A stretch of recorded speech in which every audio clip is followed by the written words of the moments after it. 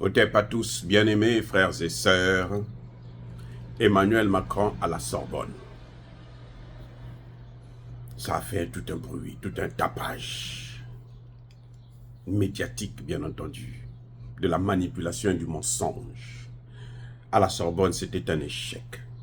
Ne vous fiez pas à ce petit discours qu'il a tenu devant quelques étudiants et hommes politiques qu'il a fait venir lui-même. Parce que tout cela n'était pas des étudiants. C'était choisi. C'était bien quadrillé. Tout le quartier de la Sorbonne était quadrillé. Personne ne pouvait bouger. Il y a eu plusieurs arrestations, plusieurs étudiants ont reçu des convocations, des contraventions, parce qu'ils n'étaient pas contents. À la Sorbonne, les gens ont posé le problème de la guerre en Israël, de ce qui est en train de se passer à Gaza. Emmanuel Macron a fui les questions. Emmanuel Macron a fui la rencontre. Il a évité le face-à-face avec les étudiants directement. Mes excuses. Emmanuel Macron était, c'est-à-dire qu'il est venu, tout était arrangé. C'est-à-dire que c'est comme à Hollywood. Qui va rentrer, qui va faire ceci, qui peut poser la question, comment les gens doivent se déplacer, quelles sont les directions qu'il faut prendre, quelle est la direction que le président lui-même va prendre, ainsi de suite. Ce n'est plus la démocratie en France. Il n'y a pas de démocratie. Il n'y a pas de démocratie. Les gens ne sont pas contents. La vérité sort.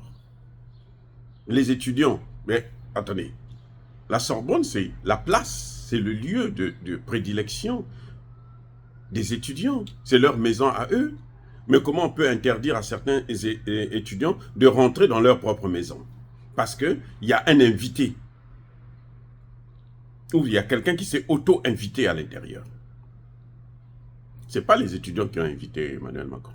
C'est Emmanuel Macron qui a voulu faire, comme d'habitude, se dire que lui, il est plus intelligent que tout le monde. Il peut venir parler devant la crème de demain, hein, qui est supposée être la crème de demain. Alors que c'est faux. Exactement ce qui s'était passé au Burkina Faso. Emmanuel Macron a cru qu'il avait gagné le combat, mais alors il est sorti de là plus déshabillé que jamais. Donc à la Sorbonne, c'était un échec. Maintenant, sur le fond, Emmanuel Macron, mais excuse encore, il va vous dire que l'Europe va mourir si on ne prend pas une décision maintenant. Il explique qu'il y a la guerre qui est revenue sur le sol européen. C'est aujourd'hui que la guerre est revenue en Europe.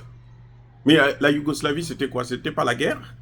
Oh, la Yougoslavie, parce que c'était eux qui tuaient les Yougoslaves. Les Serbes et autres, c'était eux qui les tuaient. Donc, c'était pas une guerre. On ne considère pas ça comme étant la guerre. Quand eux, ils tuent, il n'y a pas de guerre. Quand eux, ils ne tuent pas, il y a la guerre. Quand eux, ils sont freinés, arrêtés, stoppés, comme ça se passe en Ukraine, là, maintenant, il y a la guerre. Bien-aimés frères et sœurs. Donc, même dans le fond, Emmanuel Macron a tapé à côté. Il dit que l'Europe est en train de mourir. Et si on ne prend pas une décision immédiate, l'Europe va mourir. Il faut la prendre maintenant ou pas. Mais quelle est la décision qu'ils vont prendre? Ils sont en train d'envoyer des armes en Ukraine. Oh, donc il reconnaît qu'ils ont perdu la guerre. Ça veut dire que le sujet est ailleurs, les gars. Nous, Africains, nous devons comprendre ce qui est en train de se passer, la géopolitique internationale. On doit arrêter de se faire manipuler. Le sujet est ailleurs. L'avenir de la France est ailleurs. L'avenir de l'Europe est ailleurs. Ils sont en train de déverser des armes. Les États-Unis ont voté encore 60 milliards pour l'Ukraine. Ils ont pris encore d'autres sanctions contre la Russie. Mais ils disent quand même que l'Europe est en train de mourir. Non. L'Europe est en train de mourir parce que l'Europe est en train de perdre l'Afrique. Parce que les Africains sont en train de se réveiller. On a encore quelques dirigeants qui n'ont encore rien compris, comme Alassane Ouattara et bien d'autres, en Afrique centrale surtout. Mais nous savons que l'Afrique, la jeunesse africaine est réveillée. Elle est éveillée. Réveillée et éveillée. Qu'elle veille maintenant à ce qui lui appartient. Et c'est ça qui fait peur à Emmanuel Macron. Et c'est le vrai message qu'il veut donner aux jeunes étudiants qui ne comprennent pas ce langage codé que nous sommes en train de décoder pour vous. Parce que parmi ces étudiants, il y a aussi des Africains, il y a aussi des Noirs. Donc, vous voyez, ça dit que Emmanuel Macron est en train de leur dire si nous ne partons pas. Mais attendez, avant lui qui a parlé, c'est un général, un ancien chef d'état-major, qui a précisé, nous devrons obligatoirement recoloniser l'Afrique. Et il parle de l'Afrique toujours en termes d'esclavage, colonisation et pauvreté. On ne parle jamais de l'Afrique en termes de partenariat. Parce que lorsqu'il y a le partenariat, là, ils ne peuvent pas tenir. Ils ne peuvent pas tenir devant la concurrence. Non, quand on fait appel d'offres, là, eux, ils ne peuvent pas tenir. Ils ne peuvent, c'est pas possible. C'est ça leur grand problème. Donc, en fait, Emmanuel Macron est en train de dire à la Sorbonne que, mais les jeunes là, réveillez-vous. Parce que ce qui est en train de venir là, c'est contre vous. Si l'Afrique nous échappe, vous allez souffrir. Voilà le vrai message qu'Emmanuel Macron est en train de faire passer à la jeunesse. Mais comme il ne peut pas parler directement, parce que ça va être scandaleux, il est obligé de passer par des codes.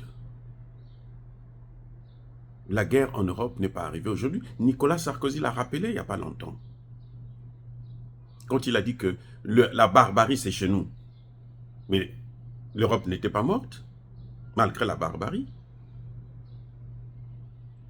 Donc voilà, en fait, le problème de Macron, comme l'a dit Lecointre, c'est qu'ils ne peuvent pas vivre sans l'Afrique. Lecointre, c'est ça son vrai problème. Ils ne peuvent pas vivre sans l'Afrique, donc il faut qu'on aille faire la guerre. Mais ils savent qu'ils ne peuvent pas faire, la France seule ne peut pas combattre même un seul pays africain, malgré son arme atomique. Donc, eux, ils veulent faire une coalition. Encore, vous savez, la coalition, eux, ils sont 400 et quelques millions, non? Nous, on est 3, 4 fois plus. Donc, malgré, même s'ils font une coalition, c'est pas sûr qu'ils vont gagner. Surtout que maintenant, nous avons des partenaires qui sont capables de nous envoyer des armes létales pour concurrencer avec eux, pour les affronter. Je veux parler de la Russie, la Chine, l'Iran, la Corée du Nord. Donc, Emmanuel Macron a peur.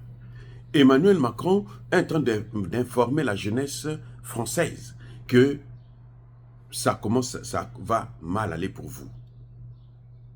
Si vous ne nous soutenez pas, il est en train de chercher le soutien de cette jeunesse. Vous venez nous soutenir parce que nous, on fait ça, c'est pour vous, pour votre génération. Mais nous, ce qu'ils ont oublié, c'est que nous sommes éveillés, réveillés et éveillés. Et nous n'allons plus dormir. Monsieur Macron, l'avenir de la France, l'avenir de l'Europe se trouve en France, se trouve en Europe, pas en Afrique. En Afrique, il n'y a que l'avenir des Africains. Dire cela, c'est inciter à la haine ou à la violence, non. Ya ba colère veilla malem. Encore une fois de plus, bien aimés frères et sœurs, je persiste et je signe. Soyez bénis, abondamment bénis par le Dieu de Kémit et par nos ancêtres évangélisés. Mais que tous ceux qui persécutent le continent africain le pillent et le déstabilisent, qu'ils soient noirs, blancs, chinois, arabes, juifs, indiens, qui qu'ils soient punis, maudits, foudroyés, neutralisés, écrasés, effacés par le Dieu de Kémit et par nos ancêtres évangélisés. Vive l'Afrique éternelle, j'ai dit et j'assume.